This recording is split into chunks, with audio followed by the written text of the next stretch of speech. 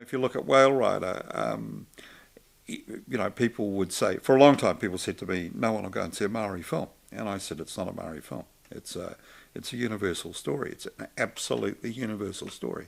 And wherever you went in the world, people understood the story. And the pitch that we made for Whale Rider was quite simple. It was, for 1,000 years, these people have lived in a village by the edge of the sea. In every generation, the eldest son, who is the leader of the tribe, has a son who becomes the leader. Cut to the present, the eldest son has a daughter.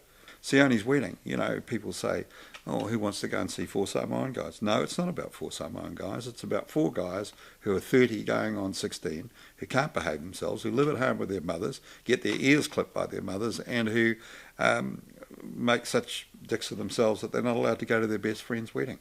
Well, we've got a development deal going in the US with someone who wants to set that film in Irish Catholic Boston because they see the same parallel. No, in the US, they'd never play Outrageous Fortune because there isn't a spot anywhere on the television calendar or schedule that would accommodate the New Zealand version of Outrageous Fortune.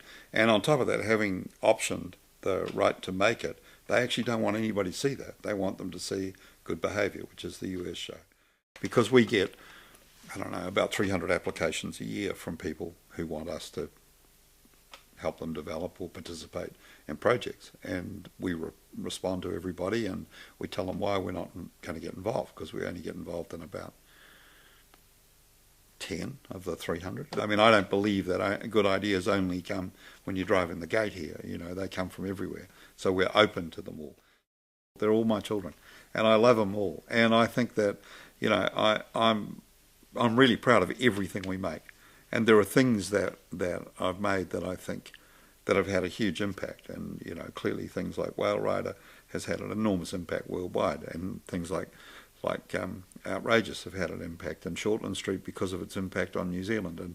And Beyond Reasonable Doubt because it changed the way that people thought, and it actually resulted in not just a pardon for Thomas, but compensation. And those things, tend to come to bubble up. But I love everything we make because we have another kind of mantra here, which is we're not going to get involved unless we love it, because they take so long that if you're only half-hearted about it, it'll never happen. We've got a series, Madigans Quest, which is based on a Margaret Mahy book. Now, I think in 1996 or 7, someone at the BBC said to me, bring me anything by Margaret Mahy and we'll fund it. So we had Margaret write 6 episodes of a story, and by the time we got back to them, that person had gone, and everyone said, no market for anything like this, too sci-fi, and kids don't watch this, and and there's violence and all that kind of thing. So you push around for a year or two, and then you think, okay, well, that's how it is. You put it in the bottom drawer.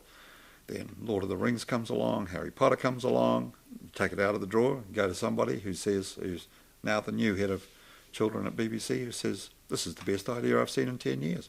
Here's the money, go and make it.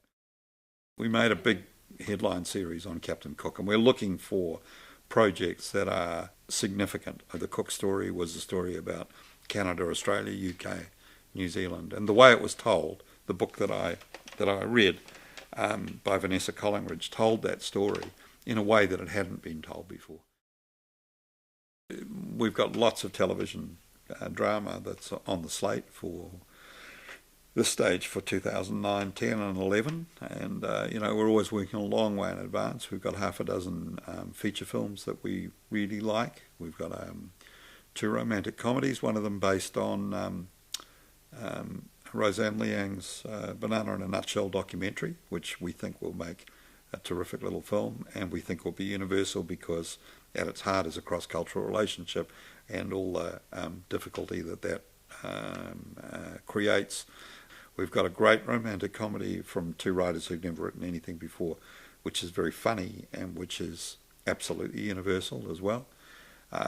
We've got a couple of big, one set in the UK, Second World War, women fighter pilots, Spitfire girls, and we found that there were about 600 women who flew Spitfires and delivered planes in the most difficult situations. I mean, these planes quite often weren't finished, and about a third of them fell out of the sky. But I like stories in which people challenge the system and win, because I think those conflict is at the core of all of these stories, and beating the odds is something that everybody understands, and that's something that audiences, that's how you win the heart of somebody. You put them in a position that looks like they're stuck, and they get up and beat it. And I think if you go out of the theatre with a song in your heart because you've watched somebody win like that, they'll tell their friends, and they'll tell their friends, and they'll tell their friends.